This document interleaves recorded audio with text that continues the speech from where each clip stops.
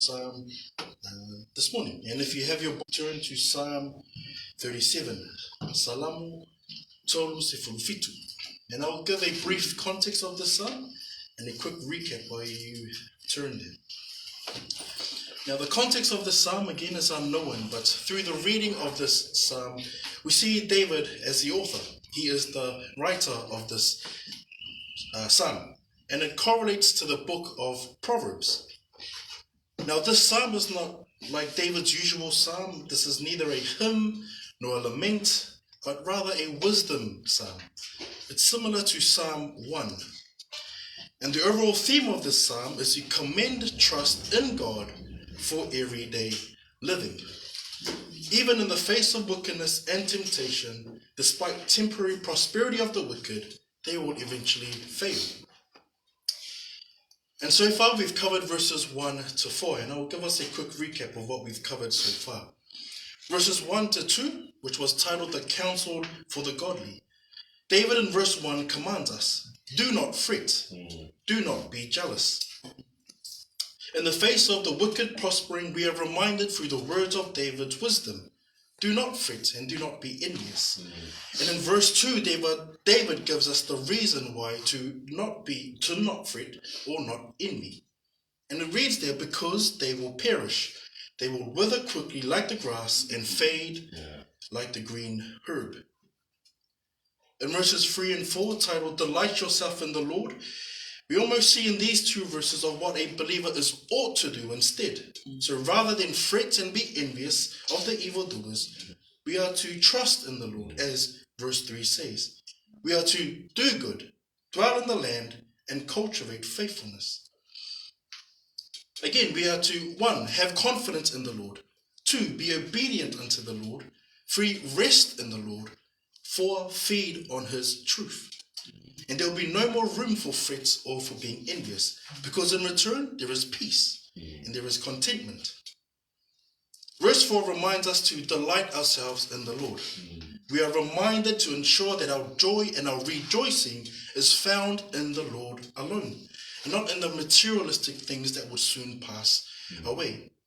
And through the trusting in the Lord, through the being obedient to the Lord, the resting in the Lord, the feasting in the word of the Lord, and delighting ourselves in the Lord, our wills will bow to the will of the Father.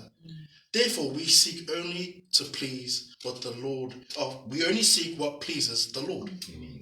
As it says there, then he'll give us our heart's desire. Church, our desire as Bible-believing Christians is to seek only that which pleases the Father. Which brings us to our text for this morning, verses 5 and 6. Fai upulima ileono. Can I ask our English Bible readers, please, to read our verse for this morning, verses 5 and 6? And then I'll have our Samoan Bible readers, please, read Fai upulima ileono. Our English Bible readers, please.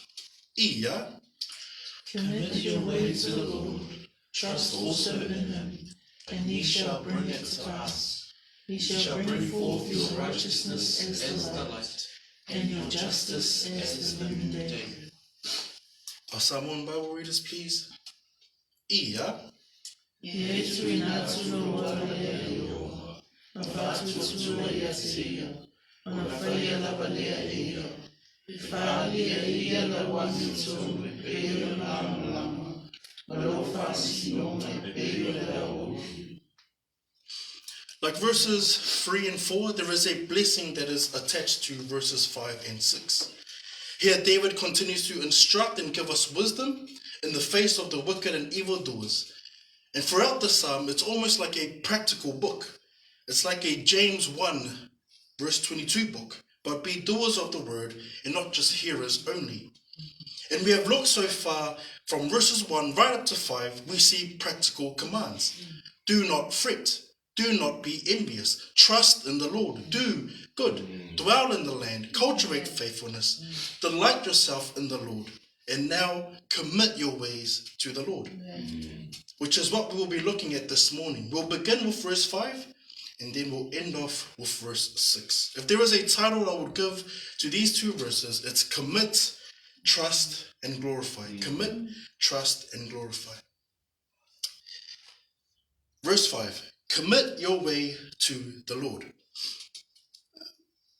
Trust also in him and he will do it. David starts verse 5 with another command, to commit our way to the Lord. The wisdom here applies that God must be our lead, that God must be our guide. In the big decisions we have in life to the tiny decisions we have, commit them to the Lord.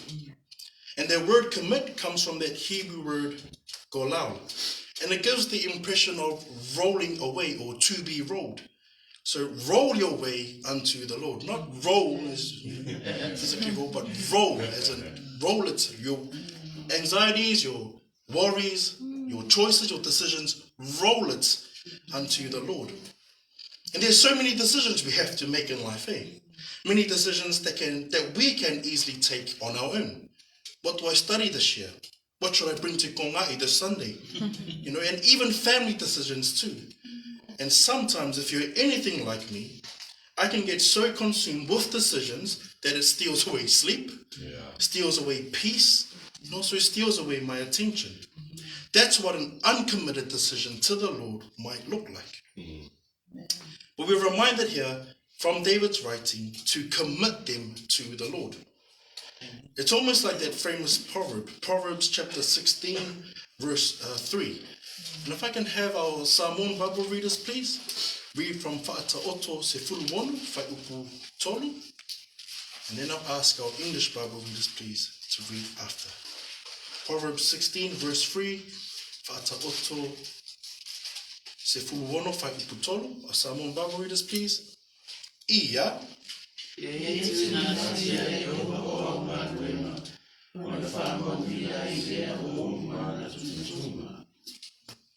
Our English Bible readers, please. Proverbs chapter 16, verse 3. Ia. Commit your works to the Lord, and your thoughts will be established. So commit them unto the Lord. And what I also like about this verse, that it doesn't just end there with our decisions, but also things that we worry about as well. Now, when I worry, and my wife knows this. But we are also commanded as well to roll our worries unto the Lord. Psalm 55, verse 22 reads, I'll read in English. And if I can ask our Samoan Bible readers, please, to read Salamu Lima Se Fulu Lima, Whai Upu Lua. Salamu Lima Se Fulu Lima, Whai Upu Lua Se Fulu Lua, sorry.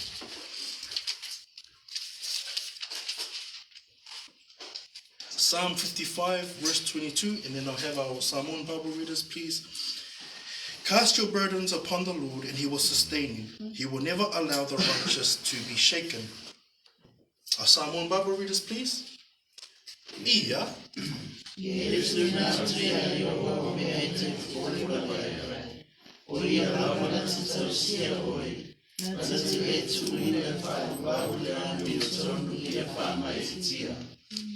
And we also have 1 Peter 5, 7, which I would read in English. 1 Peter 5, verse 7. Casting all your anxieties on him because he cares for you.